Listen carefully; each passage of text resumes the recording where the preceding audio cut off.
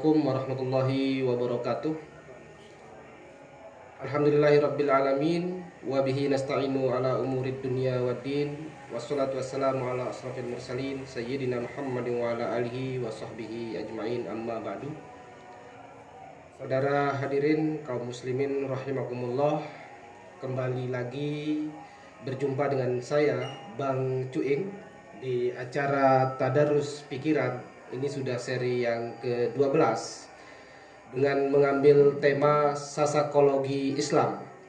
Ya, mungkin dalam pikiran saudara-saudara sekalian, atas terminologi dari sasakologi Islam ini mungkin masih belum populer atau belum pernah Anda dengar. Nah, pada malam hari ini kita akan kupas secara epistemologi maupun secara akademik seperti apa sih sasakologi Islam ini.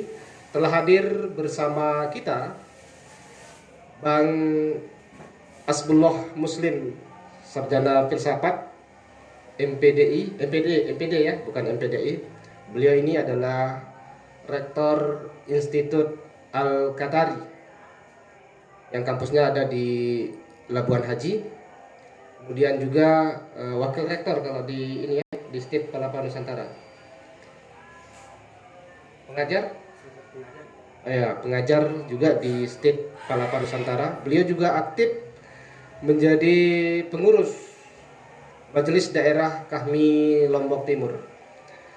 Baik Bang Hasbullah, supaya teman-teman kita yang hadir mengikuti Tadarus Pikiran secara langsung di meeting room Yayasan Insan Cita maupun yang mengikuti secara live melalui akun Facebook YIC Selaparang bisa tercerahkan bagaimana asal mula dari kata atau terminologi dari sasakologi ini bisa muncul. Nah, ini bagi kami ini masih asing, sasakologi. Jadi terminologi, kalau kita berbicara tentang sasakologi berarti ada dua kata di situ, ada sasak dan ada logi atau logos. Ya, tentu ini memiliki definisi yang saya kira cukup luas ketika kita berbicara menyandingkan sasakologi dengan Islam. Ya, nanti akan lebih jauh tentang lebih mendalam akan dibahas tentang sasakologi ini seperti apa. Kita dengarkan dulu penjelasan dari Bang Hasbullah Muslim. Pada beliau dipersilakan. Bismillahirrahmanirrahim. Assalamualaikum warahmatullahi wabarakatuh. Alhamdulillahirabbil alamin. Wassalatu wassalamu ala asrofil anbiya'i wal mursalin. Allahumma shalli ala sayyidina Muhammad wa ala ali sayyidina Muhammad, amma ba'du. Bang Cuing yang kami hormati, Ketua Yayasan Insan Cita Selaparang, serta saudara saya ini Dr. Retno Sirnopati, Peserta aktif. ya peserta aktif, kawan sekelas di Sunan Kalijaga, dan sampai sekarang mungkin ya sudah beda kelas. Beliau sudah menjadi borjuis di Lombok Timur. Saya masih seperti inilah, proletar. Kawan-kawan semua yang berbahagia, terima kasih saya ucapkan kepada pengurus Yayasan Insan Cita Selaparang yang telah memberikan saya waktu untuk menyampaikan sebuah varian baru, kajian baru tentang sasakologi. Bisa kita bilang ini sebuah terminologi, sebuah item dalam epistemologi filsafat yang kemudian mengacu kepada bangsa-bangsa. Jadi ada tiga hal yang melatar belakangi terminologi ini muncul. Jadi beberapa diskusi yang sudah dilaksanakan dengan beberapa tokoh yang ada di Lombok Timur maupun di Lombok Utara, termasuk evaluasi atau kritik terhadap buku Islam Sasak Ibu Erni Budiwanti. Dan kita juga sempat berdiskusi dengan beliau bahwa Sasak ini harus memiliki entitas tersendiri, bukan berarti sebagai sebuah adopsi dari Javanologi atau Balinologi, tapi ini muncul sebagai sebuah kejumudan atau kegamangan tentang identitas Sasak yang tidak menentu. Nah, oleh karena itu dibuatlah semacam kajian-kajian yang kemudian mengerucut terhadap bangsa Sasak. Nah, ini muncul, Sasakologi ini muncul kemudian ketika Institut Al-Qatari melakukan sebuah kajian di lembaga penelitian dan pemberdayaan masyarakat, itu namanya Sekolah Pengkajian Budaya Sasak. Nah, di situ kami mempertemukan beberapa tokoh, termasuk Lalu Nurul Yakin, yang disertasinya itu tentang Sasakologi, yang lebih khususnya tentang linguistik. Mungkin teman-teman sering mendengar itu. Nah, karena di tahun pertama Institut Al-Qatari di situ tahun 2020 baru mencoba kemudian mencari sebuah distinksi dari sebuah visi misi yang kemudian kita sepakati, gitu kan. Kita sepakati, kalau Bang Retno itu dulu kita sering diskusi bersama Prof. Amin Abdullah, ada interkoneksi yang kemudian sekarang di 2022 ini beliau sudah bukan multidisiplin lagi, bukan interdisiplin lagi, tetapi beliau bilang bahwa sebuah transdisiplin. Jadi kalau multidisiplin itu kan masih masanya Bang Awal ini masih onani gitu. Masih onani. Jadi kalau misalnya kita berbicara tentang YIC, berarti ini masih onani. Nah, kalau agar dia tidak menjadi onani harus ada integrasi ilmu. Berarti YIC itu harus datang ke Institut Al-Qatari. Nah, itu baru namanya interdisiplin. Nah, ketika ada jadi di Institut Al-Qatari itu kita mengambil yang paling rendah, bukan berarti kita rendahan gitu, tapi kita mengambil integrasi. 10 tahun ini kita berusaha untuk mengintegrasikan antara budaya lokal, bukan budaya Sasak, tapi budaya lokal. Karena tidak menutup kemungkinan mungkin Bang Sembojo juga kuliah di situ nanti kan, mungkin juga bahasa Timur, orang-orang Timur Leste gitu. Jadi apa kemudian yang diintegrasikan? Jadi di situ ada budaya lokal dan Islamic religius. Jadi yang kita bawa itu adalah sifat. Yang Tuan Guru Umar bilang itu sifat 40. Kalau mungkin kalau Bang Coing itu perguruannya sifat 21 atau 20 ya. Saya hanya kenal sifat 20. Berarti sekarang ini harus ditambah itu, karena turunannya ke atas. Karena nasab asal keilmuan saya Ghazali kalau saya. Jadi sangkatan dengan Imam Ghazali Tuan Guru Umar itu sifat 40 dalam kitab Amzalul Amrat itu ya. Nah itulah. Jadi sifat keislaman, studi keislaman yang kemudian diintegrasikan di situ. Maka turunannya ini Bang Retno, kita ini kan memang masih, kalau bahasanya Mas Menteri itu kan merdeka, tapi kita di Kementerian Agama ini belum merdeka. Kenapa saya bilang seperti itu? Kita belum diberikan kebebasan untuk keluar dari penjara regulasi. Jadi kalau Mendikbud misalnya tanpa regulasi, ini sekarang 2021 sudah mulai tanpa regulasi. Jadi Bang Mugeni itu mengajukan program studi baru di Mendikbud itu dengan varian baru untuk kampus. Tidak untuk kampus, varian baru. Tapi kalau Kementerian Agama itu sudah dipatok. Maka selalu saya menantang teman-teman yang di Dikbud, yang di Lombok Timur khususnya itu, mari ajukan program studi pendidikan bahasa Sasak. Kalau di Kementerian Agama bisa, sudah saya ajukan dari dulu gitu.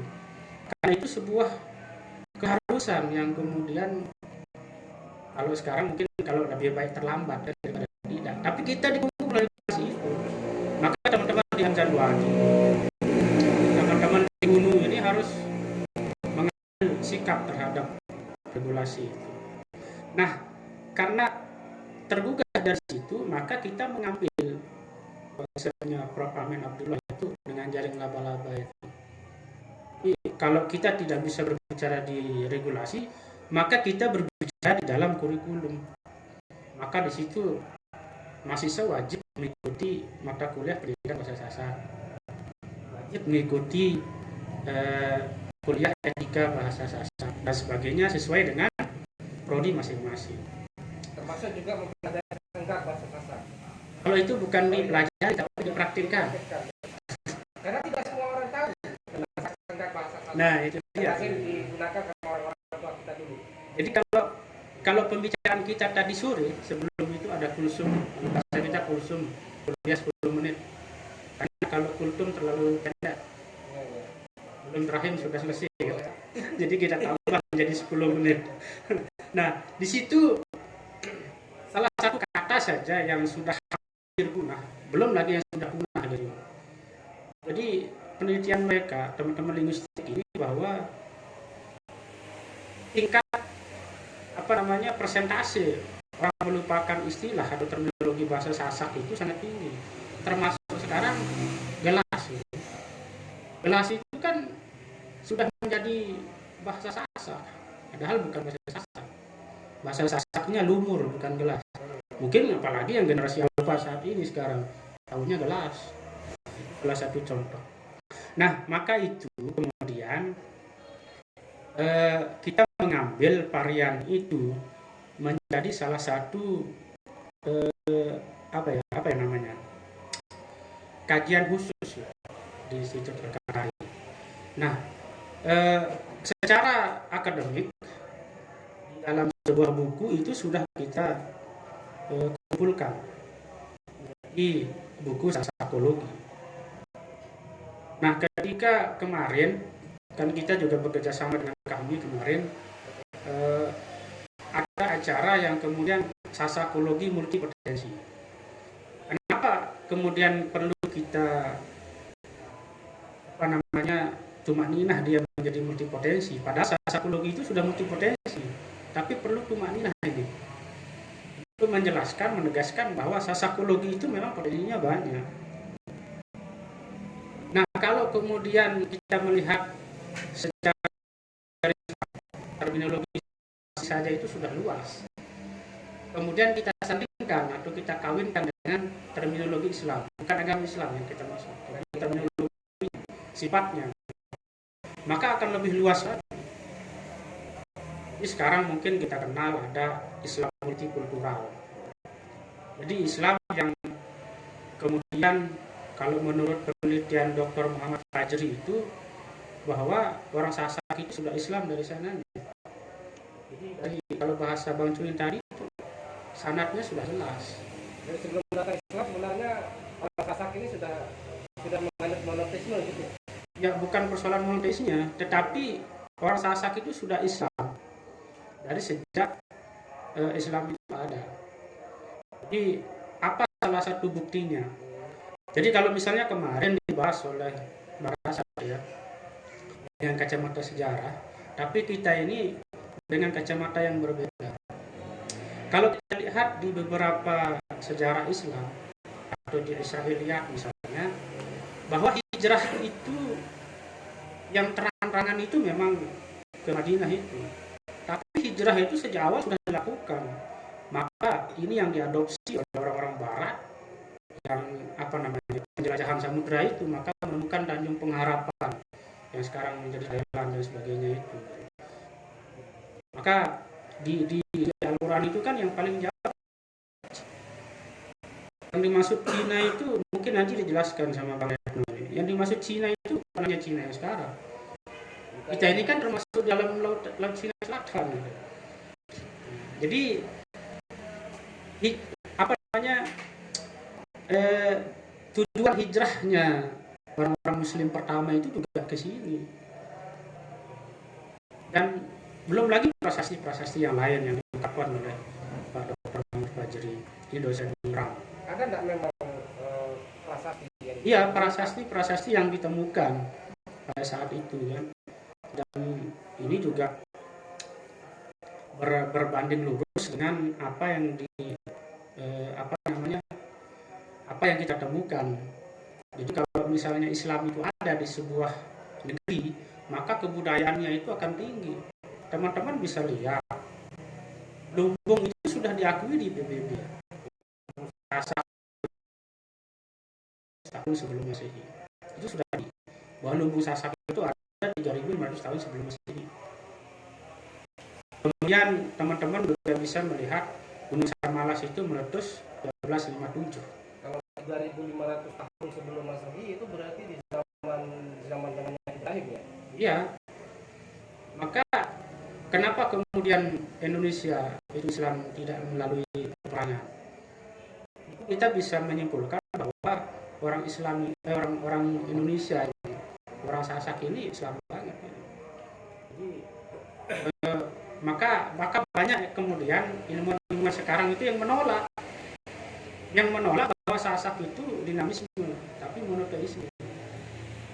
Tapi kalau kita mengacu kepada literatur sejarah ini, bahwa dengan ekspedisi Pamalayu yang dipimpin oleh Empu Nara ke Lombok, bahwa yang ditemukan oleh Empu Nara adalah kerajaan Hindu Selaparan yang ditemukan, belum Islam. Ya artinya kita lari lagi kepada penelitian teman-teman Muhammadiyah kan. Yang Hindu itu yang mana? Yang Islam itu yang mana? Enggak mungkin kemudian semua, misalnya kerajaan Laek, nah ini kedatuan Laek, kedatuannya Pelungguh itu kan, Sambelia itu Bisa jadi satu saja ada kesediaannya. Iya bisa jadi. Karena bagian daripada desa yang hilang itu kan bisa dipastikan juga ikut di situ. Walaupun sebenarnya artefak sejarahnya itu ada di Batu Keliang, kedatuan Pamatan yang hilang itu kan. Dan ini juga menurut ahli-ahli sejarah yang sekarang sedang melakukan penelitian juga menjadi salah satu ukuran atau pertimbangan yang mengarah ke sana. Belum lagi yang ekstrim kalau kita lihat di YouTube gitu kan, bahwa Gajah Mada Islam dan Nabi Muhammad itu memang keturunan orang Jawa, orang Indonesia. Karena memang kan di dalam sejarah itu istri yang ketiga itu Nabi Ibrahim itu kan dari Asia. Kemungkinan bukan Siti Hajar yang kan yang Siti apa namanya, Siti Kontona apa namanya, lupa saya. Yang ketiga yang tidak terlalu populer di sejarah. Ya memang tidak populer, tetapi situ kenapa tidak populer? Mungkin ada misteri di situ. Gajah Mada sampai sekarang juga menjadi misteri. Makanya kalau Bang Retno mau terkenal harus menjadi misteri. Bang Cuing mau terkenal harus menjadi misteri. Ini cara kita memperkenalkan diri. Nah, terlepas dari itu, ya, ini kenapa ini saya ungkapkan, karena ini akan menjadi mungkin tren ke depan dan harus menjadi sebuah penelitian lanjutan. Karena dalam sejarah tidak ada yang tidak mungkin. Karena sejarah itu dibuat, bisa jadi kata orang sejarah itu yang berkuasa saat itu. Kalau kita lihat misalnya negara Kertagama dengan Keraton berbeda juga pandangannya. Ada yang melulukan, kalau di Babat Ragalawe melulukan menjadi pahlawan, tapi kalau di negara Kertagama malah jadi pemberontak. Nah, ini kan seperti itu. Dan di kita sekarang di Lombok ini banyak babat, kemudian harus juga kita Babat Sugiani harus dicari juga sama ini. nggak ada babat kalau di Sidian kayaknya. Belum kita Ih. temukan. Bubut kalau ada kalau misalnya dia ada lewat babat lapangan. Jadi kenapa kemudian banyak yang kita tidak memiliki babat, karena memang ya siapa tahu memang negeri Pamata ini jajahan negeri Pamata dulu kan. Jadi pas Gunung Samalas itu terus saja beliau ini lari ke Selong mungkin udah. Nah termasuk kemudian misalnya di saya gitu kan ada namanya babat Kedari Timur. Jadi kalau di Pujut itu di Kedari itu bukan namanya Kembang Kuning Bang Cuy, tapi namanya Kedari Timur. Jadi maka salah satu kajian dalam psikologi Islam ini, karena kita menyandingkannya dengan Islam, salah satunya itu adalah tarekat Sasak. Memang ada tarekat Sasak. Ya kita adakan. karena memang cara orang melihat itu. Misalnya Qadiriyah Naqsabandiyah ketika di Banyuwangi berbeda. Ketika disampaikan oleh Tuan Guru Umar, kemudian ke Tuan Guru Bengkal, kemudian Tuan Guru Bagu, menjadi tarekat sibuk. Jadi tarekat itu kan sederhana. Jadi Buya Hamka juga bilang seperti itu. Jadi tarekat itu kan kalau kesalahan orang bukan kesalahan sih sebenarnya, mungkin terminologi yang agak ke dalam. Jadi kalau orang Sasak bilang tarekat itu kan ilmu dalam. Bukannya kalau tarekat itu harus melalui sebuah proses pembayatan, mulai dari mursyid kepada muridnya.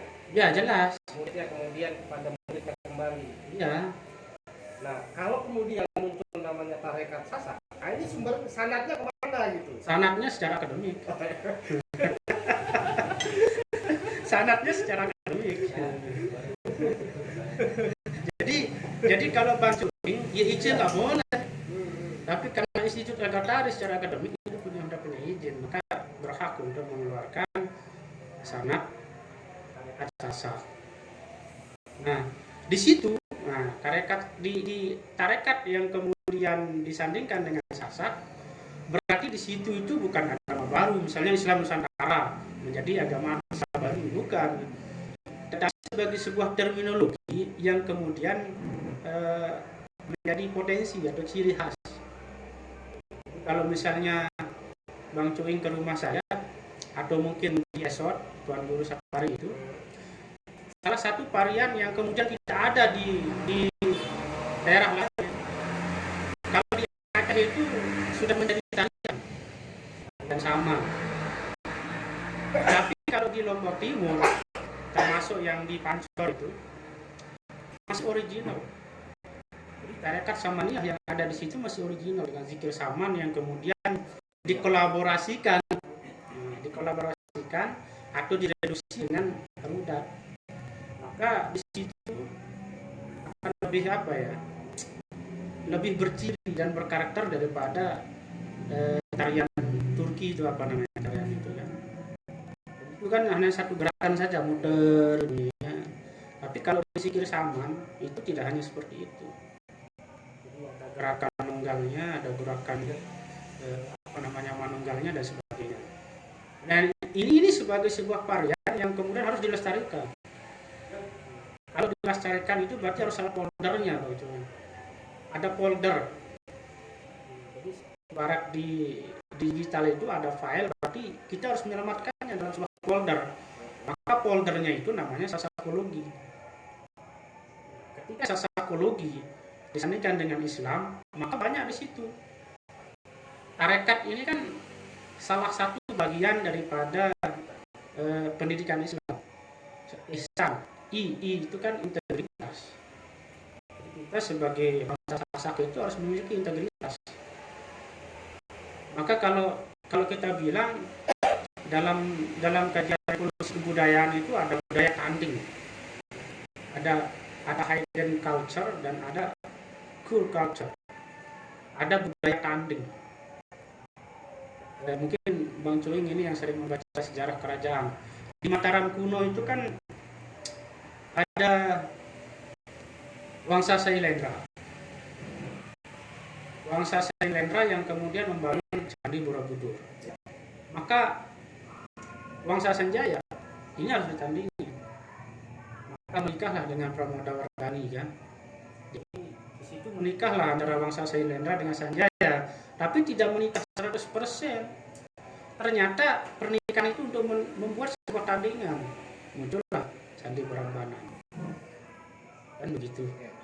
Nah, ketika Dandang Gendis berdiri, berarti karena Dandang Gendis ini, Kertajaya ini sudah mau menjadi Musailamah, mau menjadi Tuhan baru, maka muncullah Kenaro kan begitu.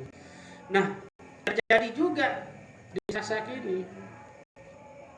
Jadi salah satu contohnya kenapa saya bilang budaya tanding itu terjadi di Lombok ini kan tidak ada kawin lari, yang ada itu merari. Jadi tidak ada kawin lari, maka terminologi merari itu tidak boleh berubah. Secara aksiologinya tidak boleh berubah, secara epistemologinya juga seperti itu. Maka banyak kemudian kita ini sebagai orang Sasak mengikuti terminologi yang dibuat oleh orang di luar Sasak, bahwa ada kawin lari loh di Lombok. Tanpa kita, kalau di sepak bola itu kampak counter attack. Padahal itu tujuannya adalah cara untuk memindahkan posisi perempuan di rumah mempelai pria gitu ya. Iya, bisa jadi seperti itu gitu.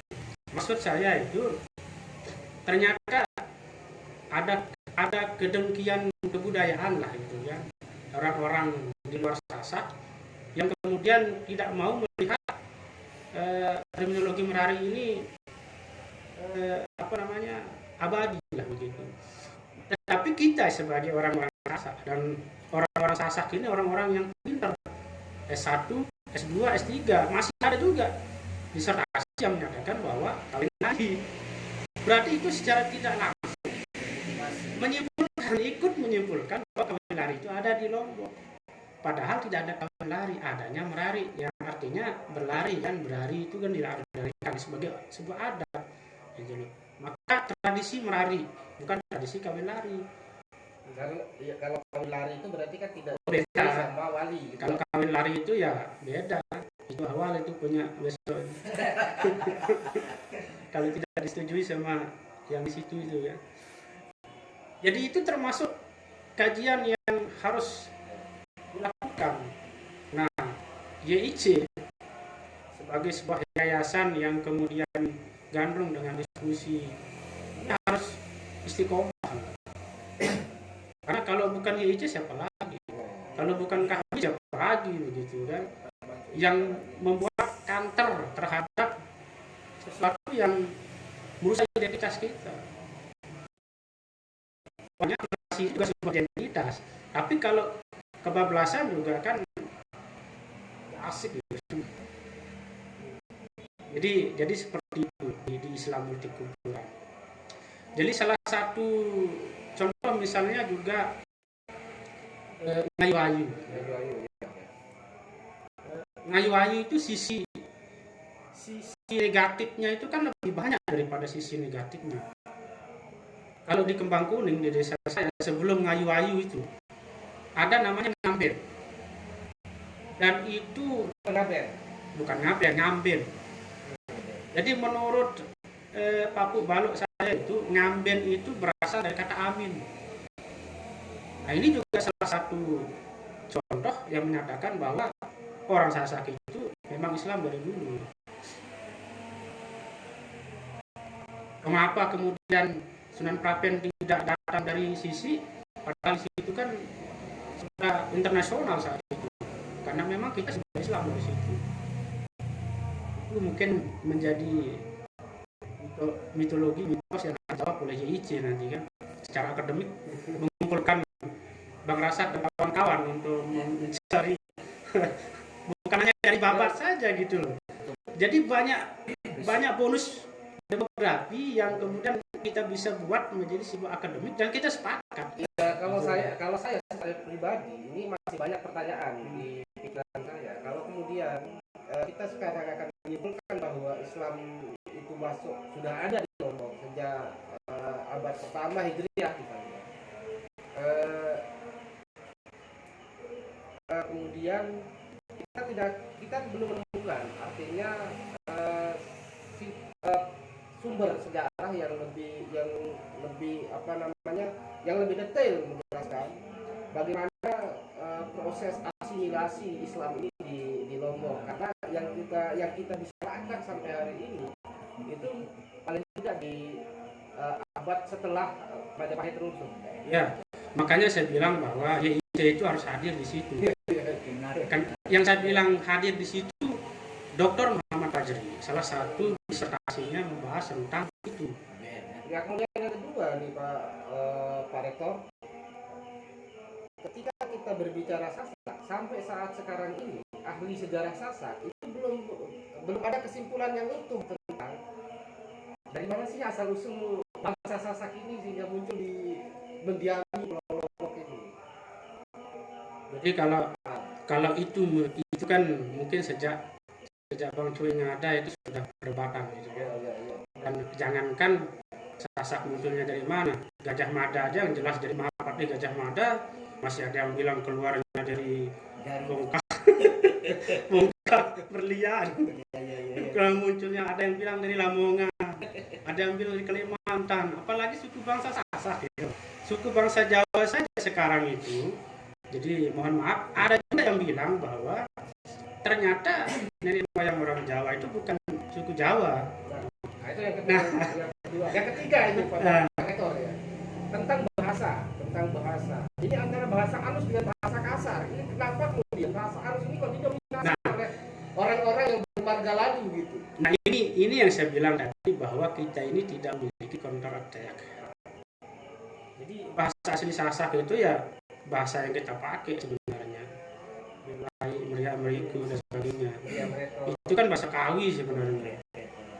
Bukan bahasa Sasak, bahasa Kawi. Bukan bahasa halus berarti itu ya. Bahasa halus dan bahasa kasar itu kan apa namanya itu adalah bahasa penjajahan. Bukan, itu terminologi divide and infra itu kan.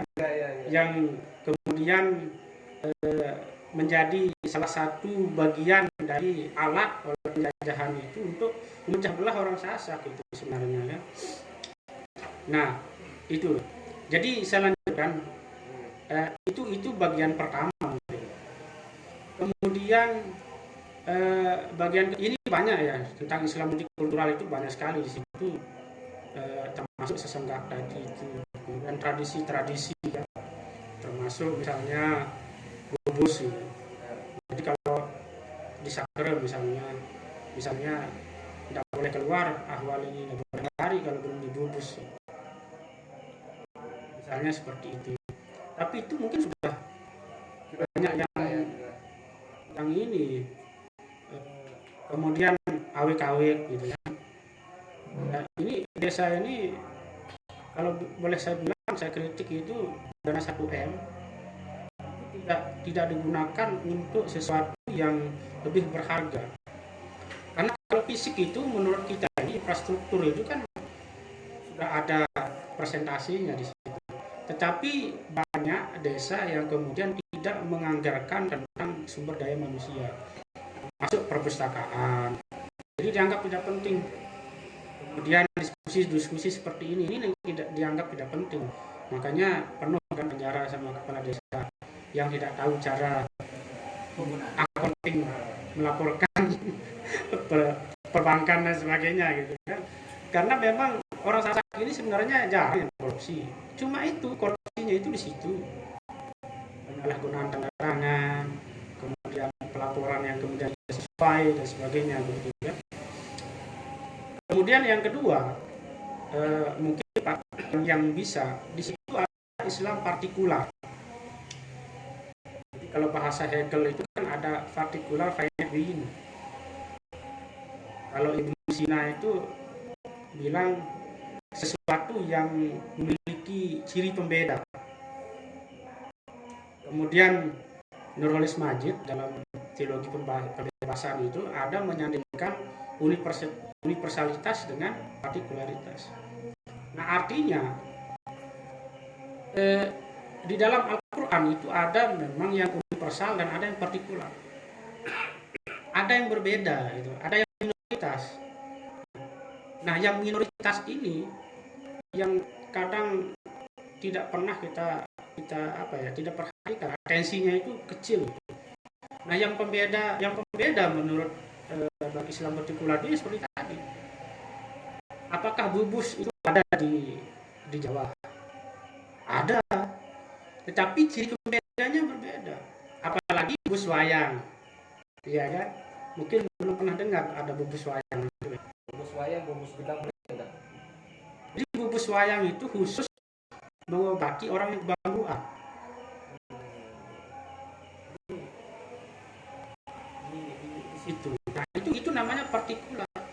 Tapi begini, apa itu tidak ini kalau kita kaitkan dengan Islam, apa yang Pak Rektor tadi sebutkan tadi seperti adanya bubus, kemudian ketika kita sandingkan dengan Islam, apa itu tidak bertentangan dengan ajaran Islam sendiri? Karena Rasulullah sendiri menganjurkan kita berobat ke dokter. Nah, lalu kemudian kita harus berobat pada hal yang sifatnya mistik.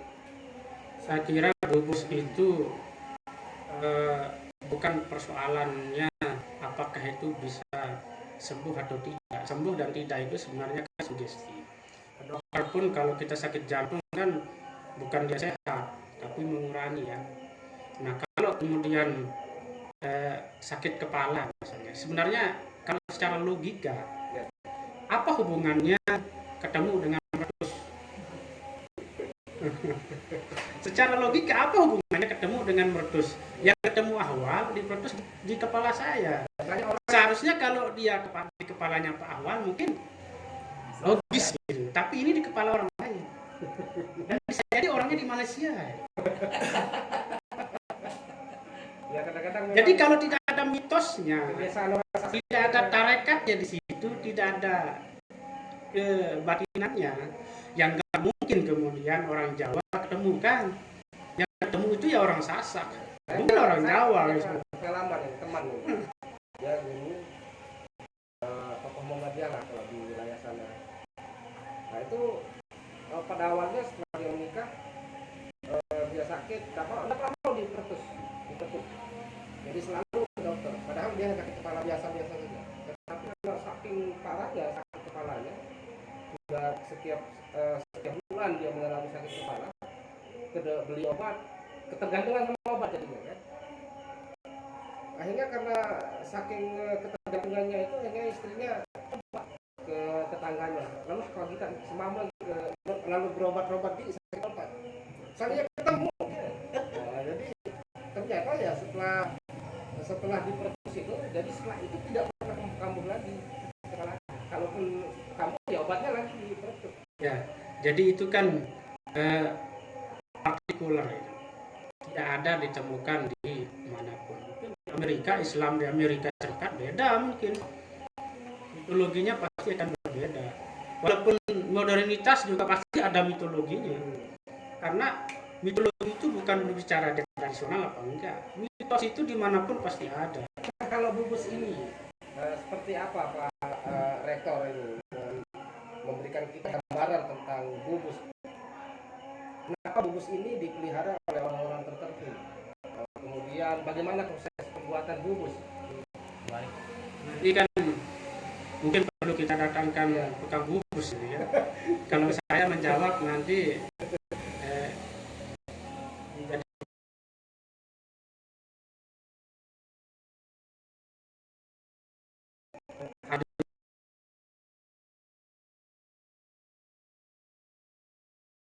ada musiknya kan, kemudian tanpa ini ya. Nah, seperti itu. Ada akar sejarah mulainya bubus ini berkembang di bangsa Sasak ini?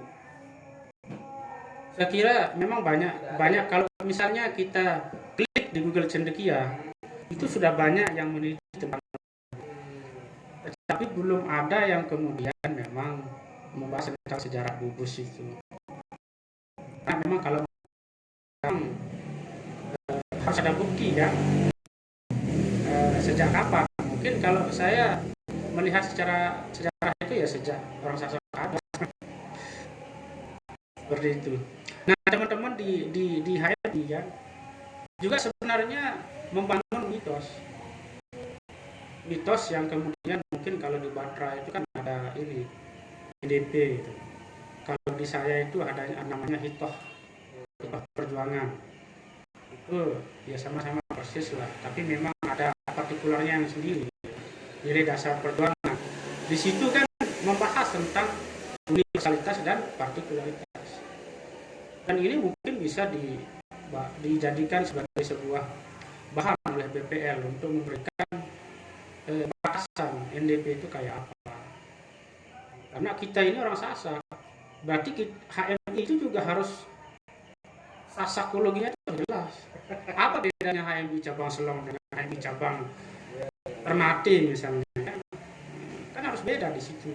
Bukan hanya kemudian logonya saja yang presiden Bang Ahwal, tetapi hatinya juga harus menjadi pepadu di daerah sendiri begitu ya. Nah, itu yang saya maksud. Jadi sekali lagi kalau bukan kami siapa lagi? Kalau bukan YIC siapa lagi? Kalau nggak sekarang kapan gitu ya? Nah itu ya. Nah kemudian ada salah satu varian baru yang sedang kita diskusikan di selatan itu.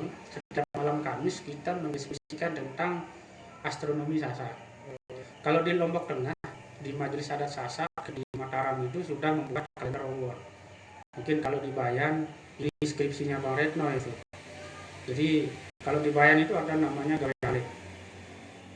Nah di astronomi Sasak itu kita bisa menghitung dan secara Islam itu ada di kitab-kitab Fatuluyun misalnya yang ada kan tentang perjodohan ya. Atau mungkin tentang bagaimana bersetubuh dan sebagainya. Ternyata di Sasak itu ada. Nah, jadi kapan misalnya saya mau menguji skripsi misalnya. Jadi bisa dicari hari naas saya agar saya tidak terlalu mood untuk menguji skripsinya misalnya. Itu bisa hari naas itu kan.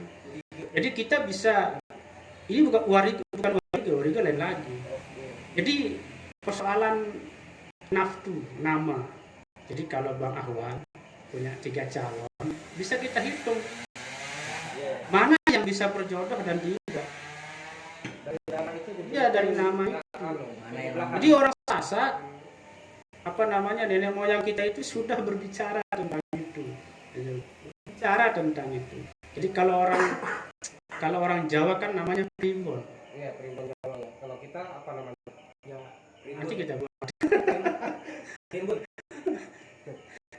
Saya pernah sebenarnya saya dikasih tahu namanya tapi saya lupa. Ada namanya tapi saya lupa itu. Dan itu sebenarnya isinya kontennya itu membahas tentang perjodohan, kemudian hari naas. Misalnya ada orang sakit ini kan. Misalnya ada orang tua saya sedang sakit misalnya kan. Jadi ada hari naasnya. Jadi di hari itu kita tidak boleh keluar. Karena apa? Bisa jadi kalau bahasa orang Perwak itu mecat itu meninggal di situ. Jadi ternyata orang Sasak menghitung itu dan ada ilmunya tentang itu. Kemudian tentang arsitektur. Jadi kenapa kemudian kita menemukan bahwa rumah-rumah yang di Sasak ini rapi, bandingkan dengan yang di kota, misalnya Jawa Timur, ada yang menghadap selatan, ada yang menghadap timur, ada yang menghadap barat, misalnya. Tapi kalau kita perhatikan atapnya itu pasti sama. Ternyata ada juga itu. Dan di dalam beberapa rapat yang pernah kita diskusikan pada malam Kamis itu ternyata luar biasa. Belum lagi misalnya tentang babat tarekat yang lain. Nah ini salah satu contoh Bang Join kajian-kajian yang sungguh kalau kemudian satu minggu sebulan pun misalnya setiap hari kita bahas Dentututu. Nah, seperti itu. Apalagi ini dua terminologi yang kemudian disandingkan. Malah bukan 2, 3 gitu kan. Ada ilmu, sasa, dan Islam. Jadi ada 3.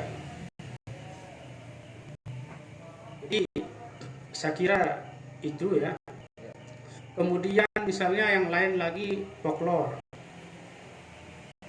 Apa folklore ini? Folklore itu semacam dongeng kan.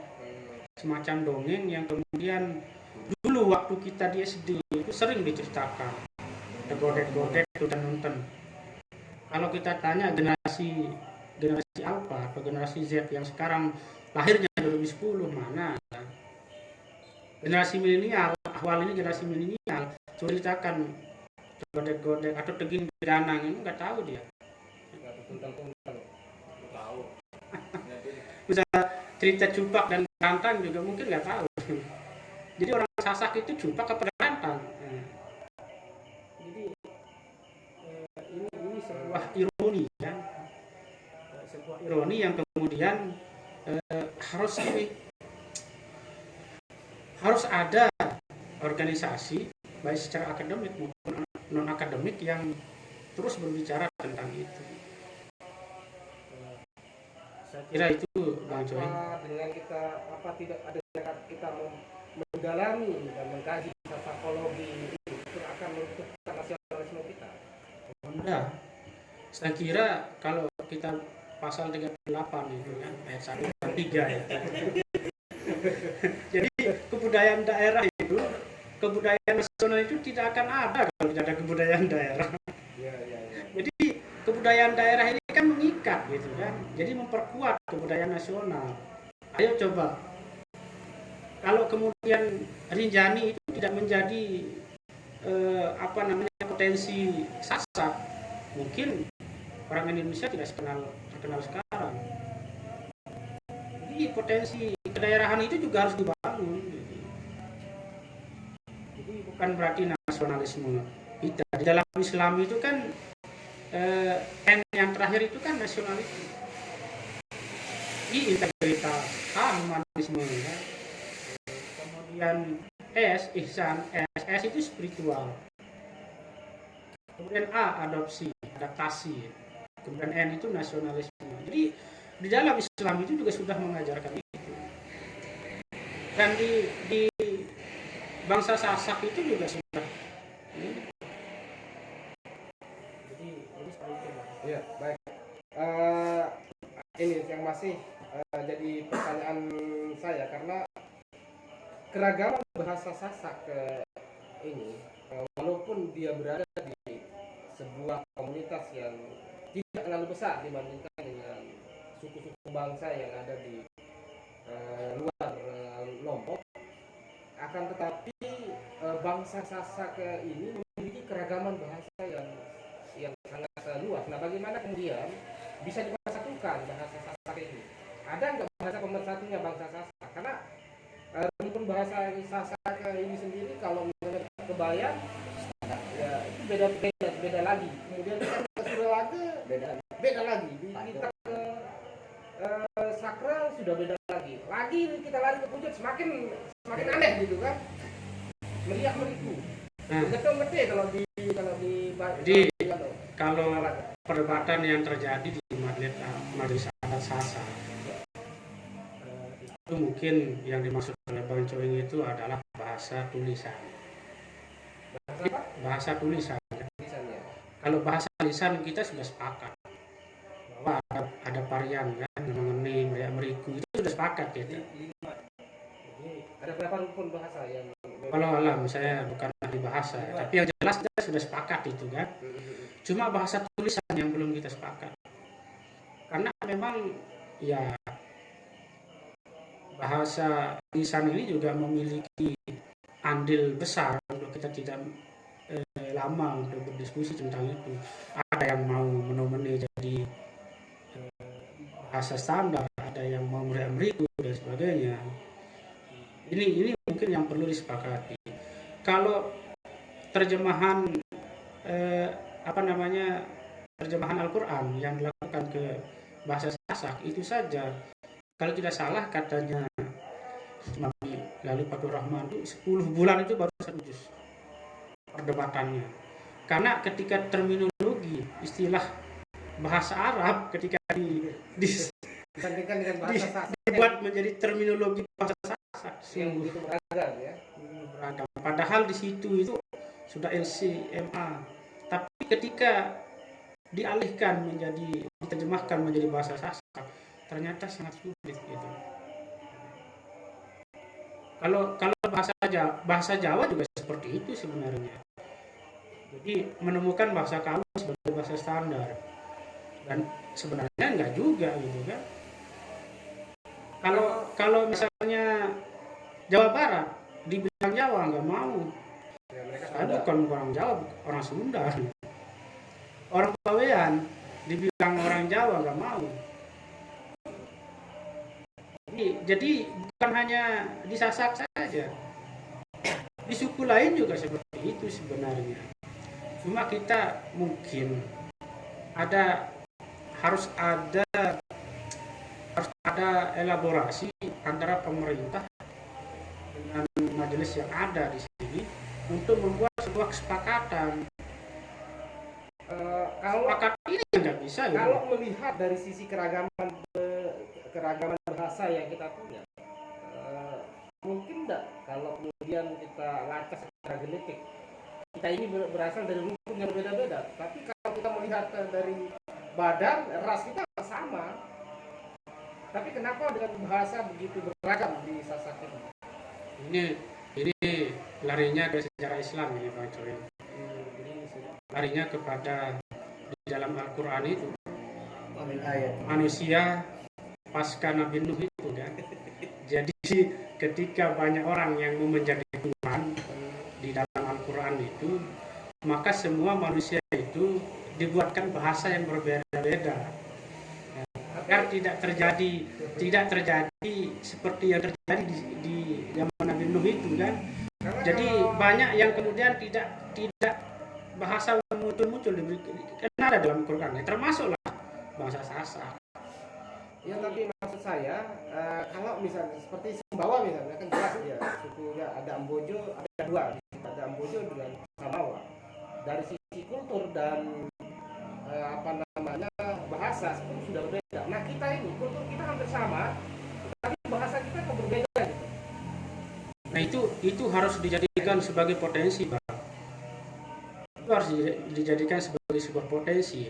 Berarti pertanyaan Bang Cung itu sudah menyimpulkan bahwa sasakologi itu penting. Karena persoalan bahasa saja belum tuntas. Karena iya, maka ini kita berada di sebuah komunitas. Ya. Pulau Lombok ini kan kecil, tetapi begitu beragam komunitasnya. Ini kan kita tidak hanya berbicara soal rumpun bahasa, 5 rumpun bahasa besar yang ada mendominasi di Sasak ini, tetapi hampir antar desa itu sudah beda. Ya. Dialektikanya sudah beda. Maka pas kemudian varian sasakologi itu penting. Jadi kalau anak-anaknya Bang Ahwal, Bang Retno ini kan, anaknya Bang Cuik ini nanti harus diarahkan, jangan semua ke kedokteran, jangan semua ke PAI gitu kan. Ya sekali-sekali lah ngambil kajian budaya. Jadi jangan jauh-jauh di Udayana lah gitu ya. Jadi kita tidak gampang ketika kita bertanya harus bertanya kembali kan, susah ini. Nah ini mungkin yang perlu kita simpulkan bahwa sekali lagi di situ ada counter attack yang kurang. Karena kekurangan counter attack, maka kita itu selalu dijajah secara intelektual oleh orang luar Sasak. Contoh misalnya Islam Sasak Ernie Budiwanti. Mungkin karena dulu tidak terlalu dekat sama orang Bayan, makanya diam-diam saja. Tetapi karena setelah paham, ya, tetapi kita ikut-ikutan bilang Islam waktu 5 dan Islam waktu 3, padahal ada waktu 5. Jadi tidak ada juga Islam waktu 3, Islam waktu 5. Emang ada Islam waktu 5? Kan tidak ada gitu. Tapi itu hanya sebagai asumsi saja yang dibuat. asumsi yang kemudian membuat disertasinya itu harus wow, harus menggelitik, tetapi itu dijadikan kesepakatan dan itu kita amini, kita yang mengamini, oh ternyata benar bahwa di sini ada Islam waktu 3 dan Islam waktu 5. Nah itu jadi selama 10 tahun 15 tahunan kita mengiyakan itu, padahal itu tidak benar. Memang Bang Cungi sepakat kalau ada Islam waktu 5. Ya, itu peristiwa yang dibuat. Iya, jadi yang wajib itu kan sholat 5 waktu, tetapi masih banyak sholat-sholat yang harus kita lakukan. Makanya kalau Pak Rektor, jadi karena kita sudah hampir 1 jam ini, tidak terasa diskusi kita ini karena menarik sekali istilah sasakologi ini kan hal yang baru di dunia akademik. Dan itu sudah masuk, sudah diajarkan di kampusnya. Ya. Nah, kita membuka partisipasi dari teman-teman yang hadir mengikuti diskusi ini secara langsung maupun secara live melalui Facebook. Silakan yang mau bertanya atau tanggapan terkait dengan sasakologi. Ya, saya satu ya kita. Yang pertama, apakah sasakologi ini sasakologi Islam ya? Karena memang tawaran tema ini kan dari narasumber langsung. Apakah sasakologi Islam ini merupakan tawaran ide atau gagasan besarnya untuk masyarakat Sasak di Lombok ini menemukan identitas? Itu yang pertama. Atau yang kedua, apakah sasakologi Islam ini kajiannya adalah untuk memurnikan kebudayaan atau tradisi-tradisi kita yang menurut narasumber tadi sudah banyak memang terkontaminasi ya oleh budaya-budaya di luar Sasak sendiri. Nah, pertanyaan selanjutnya, kalau tadi itu kan saya secara pribadi lebih menerima kajian penyampaian tadi itu membahas soal budaya dan tradisi kita saja gitu. Nah, saya mungkin belum masuk pun materinya kepada bagaimana kemudian budaya Sasak ini dengan perkawinannya dengan Islam gitu kan. Nah, lalu nanti pada ending kesimpulannya apa sebetulnya yang ditawarkan oleh sasakologi Islam ini? Apakah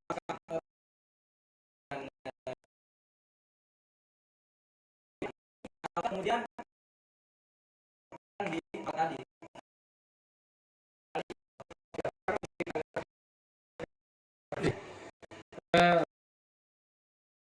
dari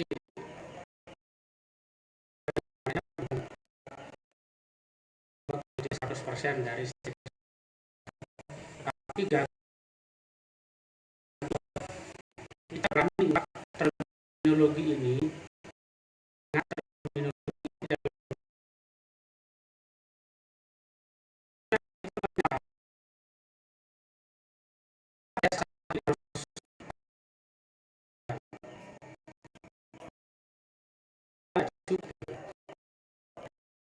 kalau kita hanya melestarikan saras dengan ajaran Islam, apa bedanya?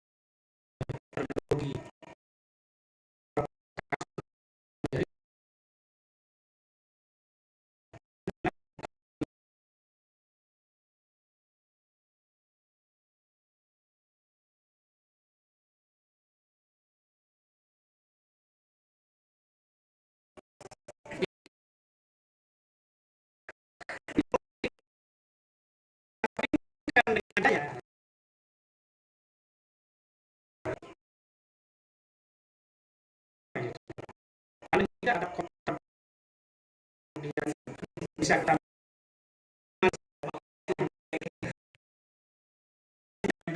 kemudian tracking. Jadi itu harus kita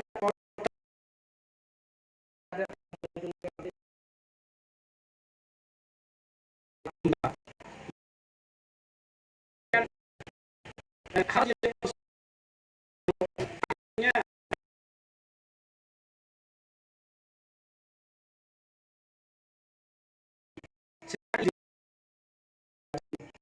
masih kemudian politik ini apa ya, bekal politik praktis tidak tahu kalau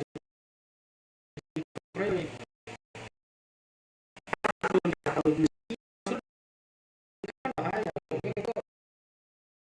Orang yang ada paket sih Kan bisa juga. Jadi kalau logika kita ingin lagi kalah paket sih kan. Jadi seperti itu ya.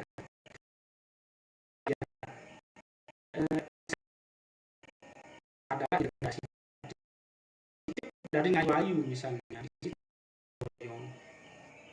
sesuai dengan ajaran terjadi dulu ya, kontak kemudian orang ketika misalnya hujan sekarang itu sudah menjadi sebuah, nah menjadi petunjuk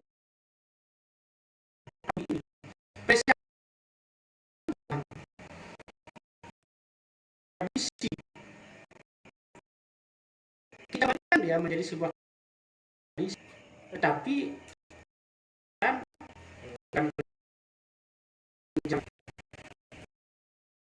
sebuah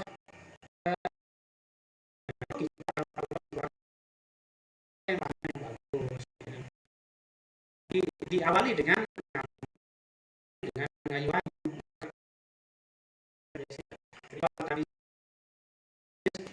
bukan saya yang terjual di kelompok ini bahasa-bahasa itu sudah ada. kalau kita bicara tentang Islam, Islam mengajarkan kita ritual seperti itu. Kalau kamu mau anak zaman generasi kalau sekarang presiden kita sekarang tetapi itu maksudnya dapatkan itu dengan jadi yang tidak hilang jadi presiden misalnya jadi bikin pilihan dengan mundur telu di undang kemudian ada melawan. Jadi proses itu kan sudah hilang, harus dikembalikan juga Islami ada yang tidak sesuai ya kita hilang dan tetap dia menjadi tradisi budaya. Ya, bulan apa bukan itu bulan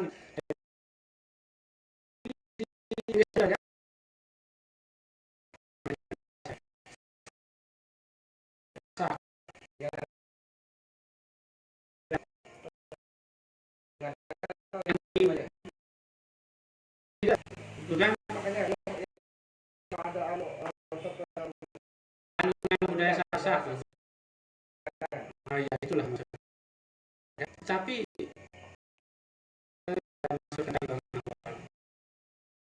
awalnya itu di situ. Belum lagi misalnya bubus Islamic religiusnya itu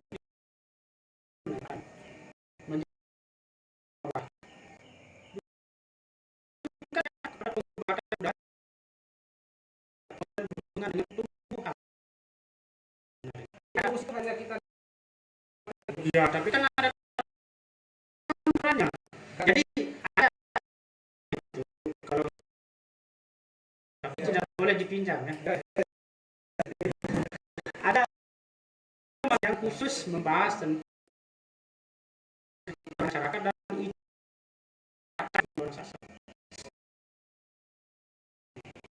dari situ tanaman yang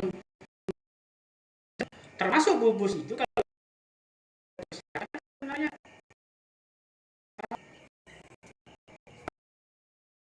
di situ. Kan bubus kemarin bubus ini langsung dia dengan korban, tapi kemudian kita tidak ada bawakan air. Di dunia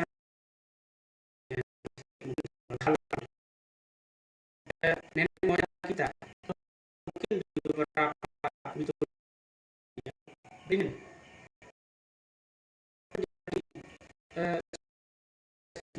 bahwa itulah apa namanya kesenangan dan untuk bangsa-bangsa itu kan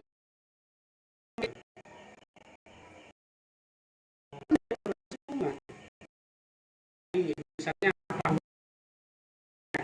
Markus dengan hubungannya di bubus itu hubungannya dengan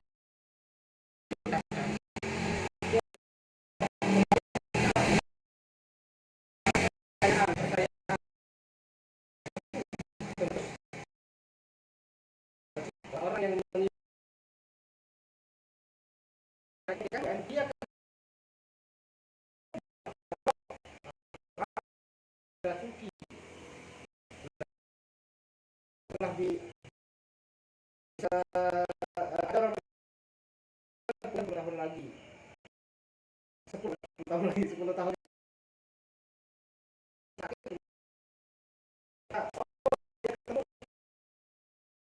Bang Cuy pernah orang yang ketemu sama kayak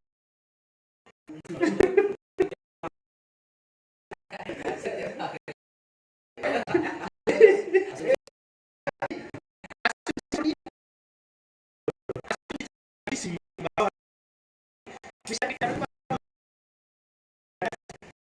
itu bisa jadi praktis ternyata jadi dari sekian jadi kan itu kenapa bisa begitu ya kita pastikan artinya itu narasi PL. Jadi kalau generasi ya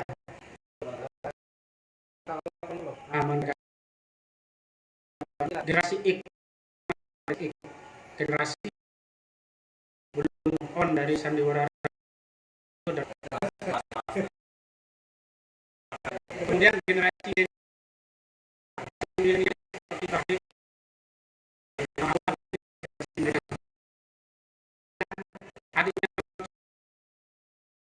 ini kan sudah mulai generasi Z.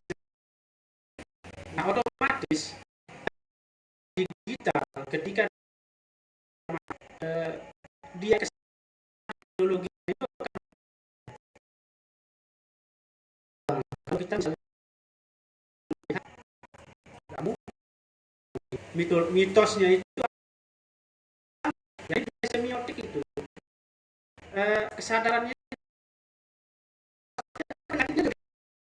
seperti itu juga mitos ketemu itu pasti akan berbeda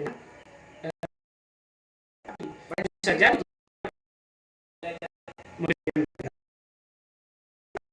satu kesempatan dari rekan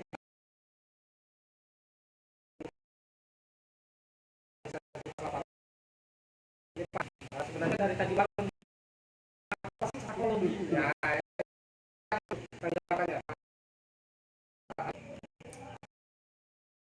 Materinya jika menentukan hal yang baru berpotensi jadi tidak mengikuti sejak awal. Saya mereka-reka yang kalau Islam itu yang menjadi titik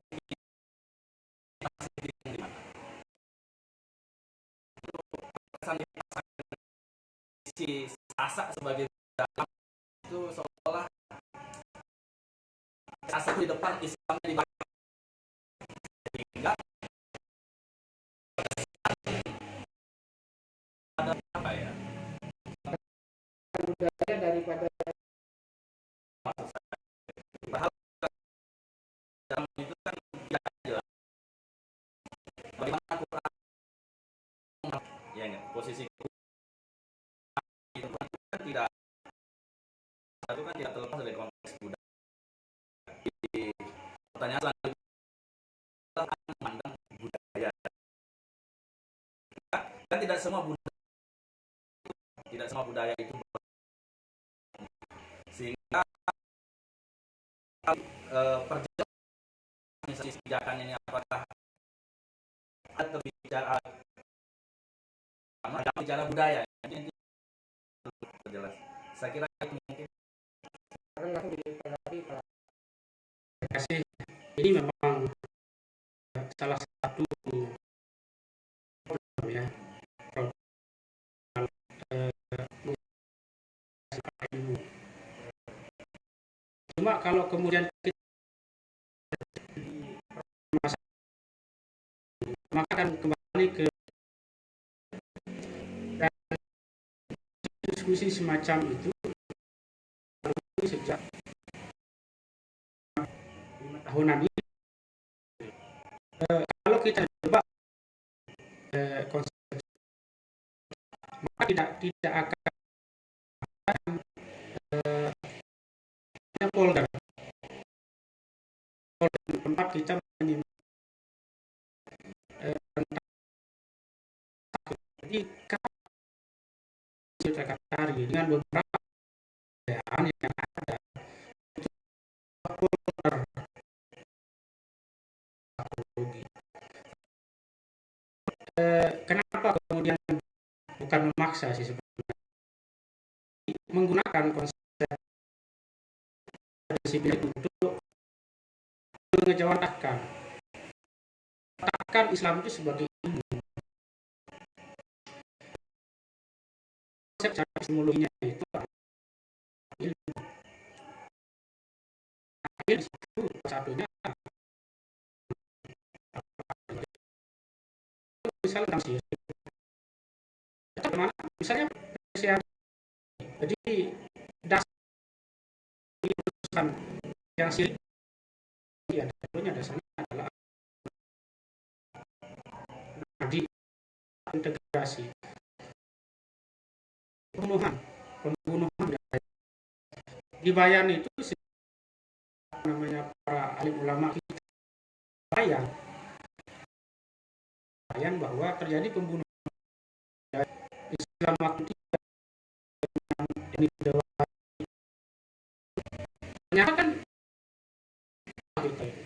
maka Prof. Abdullah yang tentang kemudian ada sekarang sebagainya menjadi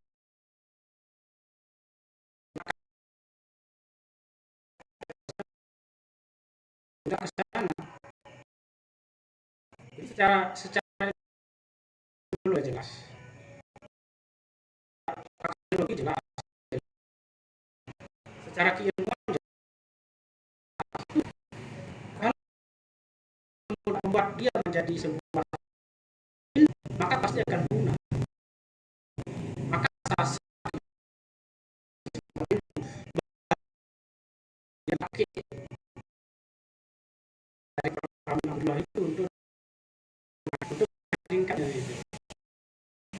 tidak dijadikan sebagai ilmu. Nah, peran itu kan konsep awal. Ketika disandingkan dengan Islam, Jadi contohnya, analoginya beliau ketika kemudian politik dan sebagainya. Misalnya sasakologi ini ketika yang lain maka akan muncul varian. Jadi kenapa saya munculkan Islam? Tapi nah bahwa itu adalah mengintegrasi dengan ilmu keislaman. Kita yang psikologi Islam itu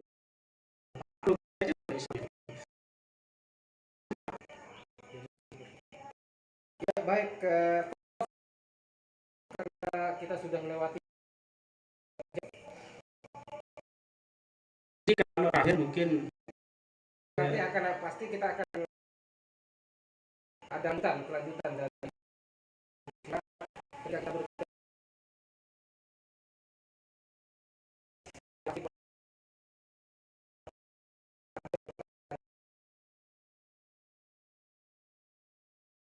ada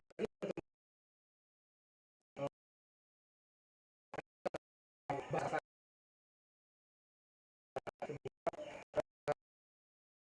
sebagai karya baru kalau bahasanya, sehingga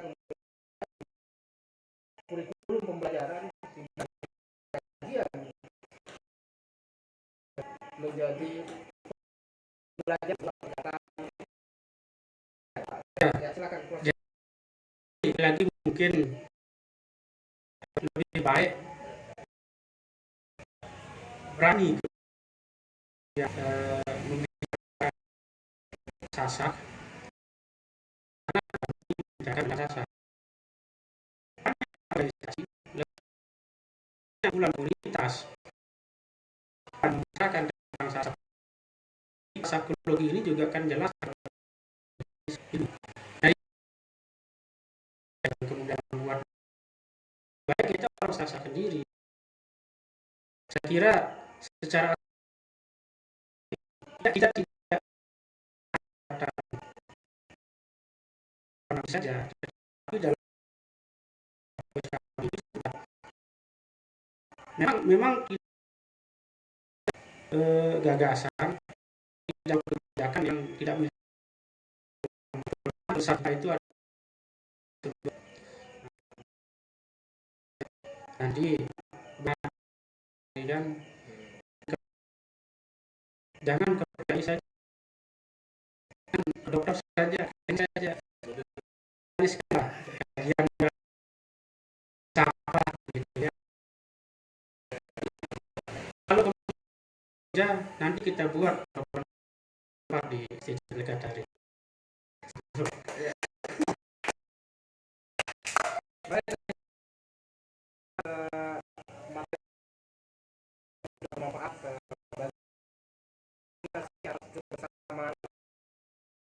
Kadang harus pikir langsung di meeting